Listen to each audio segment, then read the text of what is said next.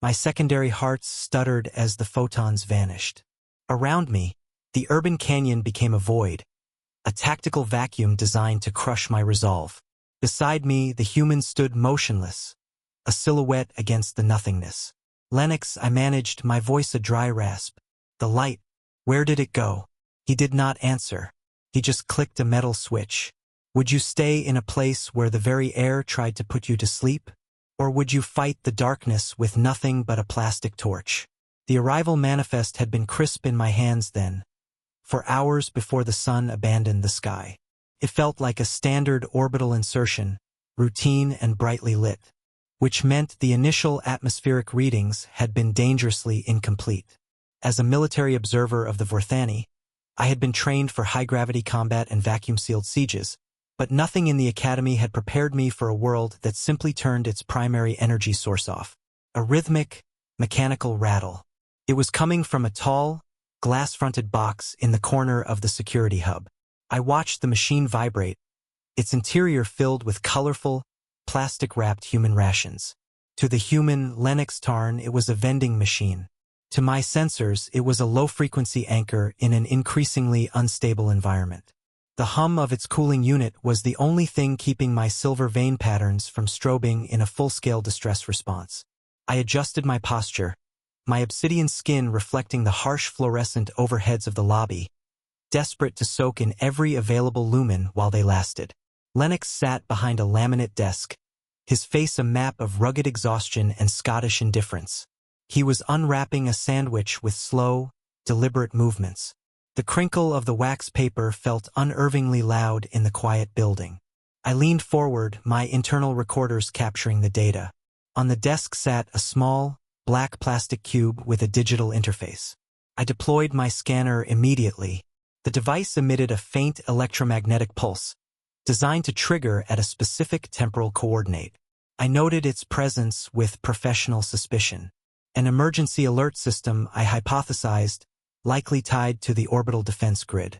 "Lennox," I said, pointing a long, obsidian finger at the cube. "This tactical warning unit. What is its primary threat detection radius?" The human looked up, a piece of processed protein hanging from his lip. He blinked at the cube, then at me. That's just my alarm, pal. Wakes me up at 6 so I can go home and get some kip." "Wakes you?" I pressed, my silver veins pulsing with a soft, rhythmic glow of confusion. "From what state of readiness?" "Sleep," he said, taking a large bite of his sandwich. "You know, shutting the eyes, dreaming about not being here." I stood frozen. The scanner confirmed it. The device was a voluntary interruption system.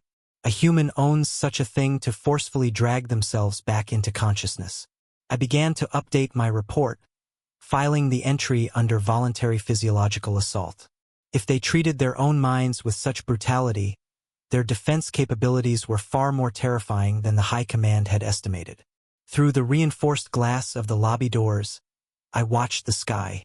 The blue was deepening into a bruised purple. My biology, evolved under the eternal noon of Vorthan, felt the shift. A heavy, leaden lethality began to seep into my primary limbs. It was the onset of the hibernation response. The street lamp outside the lobby began to flicker, a dying orange pulse that struggled against the encroaching purple tide. It was a rhythmic failure, a stuttering heartbeat of electricity that felt like my own silver veins attempting to pump light through a body turning to stone. My limbs felt leaden. Outside, the scent of night-blooming jasmine drifted through the air vents, a botanical assault that signaled the arrival of a cycle I was never meant to witness. 11 hours, I managed to whisper. My digits clutched the edge of the laminate desk until the material groaned under the pressure of my grip. Lennox looked at his watch, seemingly bored by the literal collapse of the light. "I give or take. Longest in winter, shortest in summer, but tonight's a fair bit of a stretch." I calculated the variables, my mind reeling as I realized that for nearly half of their existence, these humans functioned in a state of self-imposed sensory deprivation, while their biology remained unguarded against any predator that might choose to step out from the shadows of a back alley or a darkened doorway. It was madness, pure, unadulterated madness. My sensors picked up the drift of moonflower pollen, a fine dust that hung in the stagnant air of the lobby like tiny, glowing ghosts. My body wanted to fall, to curl into a lightless slumber that would last until the photons returned, but my military conditioning screamed for vigilance. And yet he was calm. The human continued to chew his sandwich, his eyes fixed on a security monitor that showed nothing but the grainy, gray silhouettes of a parking lot. Then the hum of the vending machine died. The lobby lights plunged into the void I had seen in my initial temporal fracture. The photons vanished. My silver veins strobed with the desperate frequency of a distressed star as I felt the crushing gravity of my own hibernation response pulling my eyelids down like iron shutters. I felt myself slipping, my knees buckling as the absence of light triggered a chemical shutdown within my neural pathways. "Lennox," I wheezed. "The light, please." A sharp click echoed in the hollow space of the room. A narrow beam of artificial photons cut through the soup of the dark, hitting the far wall like a spear. "Found the torch," Lennox said, his voice flat and unimpressed by the local end of the world. He stood there, the beam illuminating a single, dusty corner of the lobby where a potted plant sat shivering in the air conditioning. He wasn't reaching for a weapon. He wasn't sounding the alarm. He was just looking through the reinforced glass at the points of light suspended in the vacuum above. "That one's Orion," he said, pointing the beam toward the glass. But I did not see a hunter.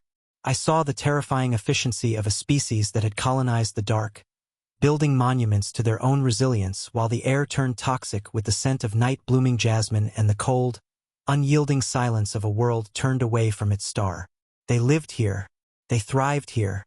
While I struggled to simply remain upright, Lennox was checking the lock on a side door, his flashlight beam dancing across the floor with the casual grace of a man who had made peace with the abyss long ago.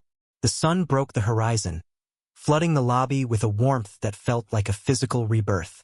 On the desk, the small black cube remained silent, its digital display ticking toward a future moment of elective trauma.